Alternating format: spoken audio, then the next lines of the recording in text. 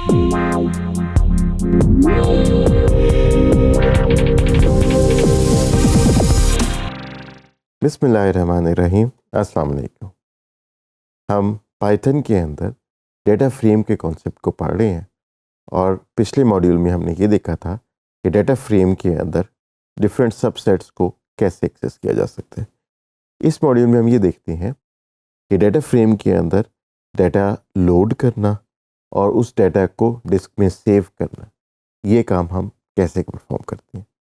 हमने देखा था कि पांडास डेटा फ्रेम जो है वो हमें ये फैसिलिटी देता है कि हम huge amounts of data set को रीड करके मैनिपुलेट कर सकते हैं।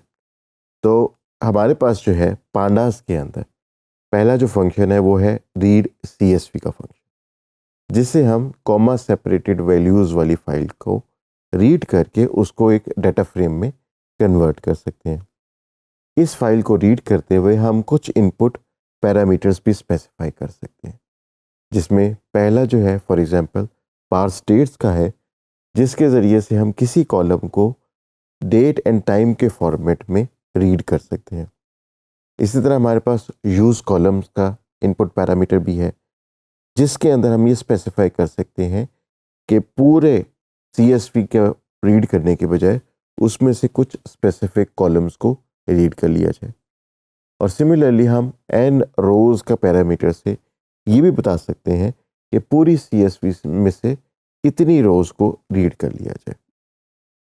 तो इस तरीके से हम इनपुट एंड पैरामीटर्स के ज़रिए ये स्पेसिफाई कर सकते हैं कि हम किस सबसेट को रीड करना चाह रहे हैं अपने CSV फाइल में से।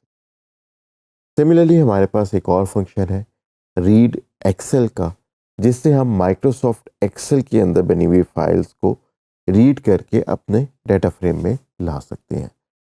जब हम एक्सेल की फाइल को रीड करते हैं तो उसके अंदर मल्टीपल शीट्स की फैसिलिटी होती है, तो शीट नेम के पैरामीटर से हम शीट भी स्पेसिफाई कर सकते हैं कि हम किस स्पेसिफिक शीट से डेटा रीड करना चाह रहे हैं। फाइनली हमारे पास रीड जेसॉन का फंक्शन है, जिससे हम जेसॉन फॉर्मेट के अंदर डेटा सेट जो पड़ा हो उसको रीड करके अपने डेटा फ्रेम में कन्वर्ट कर सकते हैं। सिमिलरली हम उस डेटा को जो हमारे डेटा फ्रेम के अंदर मौजूद है उसको डिफरेंट फॉर्मेट्स में हार्ड डिस्क पे रखवा भी सकते हैं। तो 2CSV का जो फंक्शन है, इससे हम डेटा को एक CSV फाइल फॉर्मेट में रखवा सकते हैं। और साथ हम एक पैरामीटर इंडेक्स के नाम से भी स्पेसिफाई करते हैं, जिसकी वैल्यू ट्रू या फॉल्स होती है। अगर हम फॉल्स रख देंगे तो डिस्क के अंदर डेटा राइट करवाते हुए पाइथन उसका एक अलहदा से इंडेक्स स्टोर नहीं करेगा, और अगर इंडेक्स हम ट्रू कर दें तो फिर वो उस डेटा के साथ उसका इंडेक्स भी स्टोर कर देगा। सिमिलरली हमारे पास 2Excel का फंक्शन है, जिससे हम अपने डेटा फ्रेम को माइक्रोसॉफ्ट एक्सेल के फॉर्मेट में सेव करवा सकते हैं, और 2JSON के फंक्शन से हम अपने डेटा को JSON फॉर्मेट में डिस्क पे रखवा सकते हैं। मेमोरी बचाने के लिए हम dtype का पैरामीटर यूज़ कर सकते हैं, जिससे हम कॉलम की टाइप्स बता सकते हैं कि सिर्फ इस टाइप के कॉलम्स को रीड किया जाए हार्ड डिस्क पे से।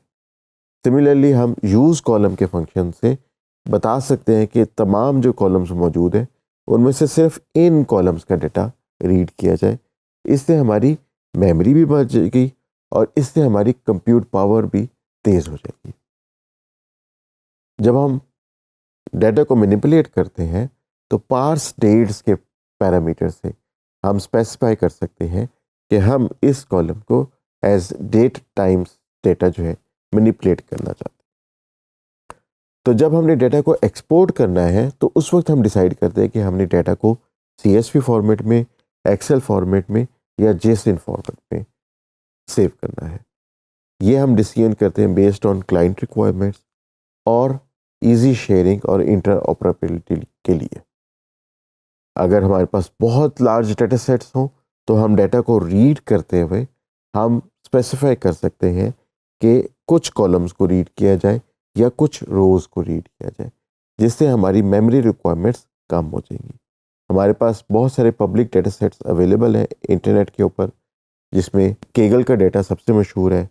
उसके अलावा UCI यूनिवर्सिटी का डेटा बहुत मशहूर है, गूगल क्लाउड का डेटा बहुत मशहूर है, और कुछ डेटा सेट्स पाकिस्तान स्पेसिफिक भी इंटरनेट पे अवेलेबल है। तो हम चलते हैं जुपिटर नोटबुक की तरफ और ये जो मेथड्स हमने देखे हैं इनमें से कुछ की प्रैक्टिस कोड लिख के करते हैं। हम आते हैं अपनी जुपिटर नोटबुक की तरफ और इसमें पाइथन का कोड लिखते हैं। CSV और जेसन फॉर्मेट तो वैसे ही हैंडल हो जाते हैं। माइक्रोसॉफ्ट एक्सेल के लिए हमें एक एडिशनल लाइब्रेरी इंस्टॉल करनी पड़ती है, हम उसको इंस्टॉल कर लेते हैं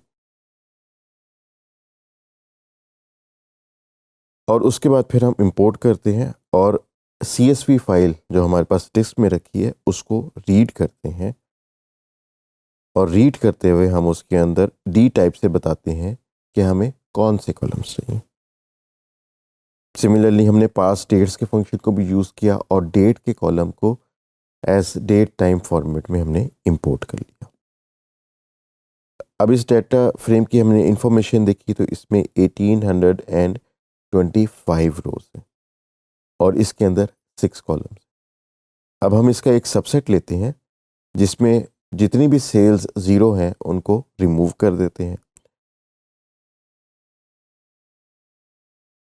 तो ये हमने वो तमाम रोज रिमूव कर दी जिनमें सेल्स 0 थी और उसके बाद फिर अब इस डाटा फ्रेम को हम 2 फॉर्मेट्स में रखवाएंगे, एक माइक्रोसॉफ्ट एक्सेल के फॉर्मेट में और दूसरा जेसन के फॉर्मेट में।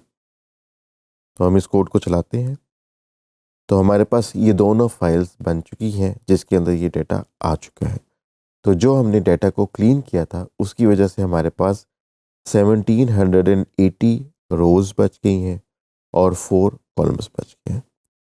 तो अगर हम ओरिजिनल डाटा को खोलें तो वो हमारे पास रिटेल सेल्स का डाटा है जिसके अंदर पर हमारे पास 6 कॉलम्स हैं। और अब हम जो हमने डाटा को राइट करवाया है डिफरेंट फॉर्मेट्स में उसको खोल के देख लेते हैं। तो यहाँ पे हम देख सकते हैं कि हमारे पास एक्सेल फॉर्मेट की एक फाइल बन चुकी हुई है। इसको हम माइक्रोसॉफ्ट एक्सेल के अंदर खोल के देखते हैं और यहाँ पे हम देख सकते हैं कि हमारे पास 4 कॉलम्स रह गए हैं और हमने 0 सेल्स वाला डाटा भी क्लीन कर दिया। और सिमिलरली हम उसी फोल्डर के अंदर देख सकते हैं कि हमारे पास जेसन फॉर्मेट की भी फाइल बन चुकी हुई है। तो इस मॉड्यूल में हमने देखा कि हम डिस्क फाइल से किस तरह से पांडास के डाटा फ्रेम रीड कर सकते हैं और उनको डिफरेंट फॉर्मेट्स के अंदर डिस्क पे सेव करवा सकते हैं।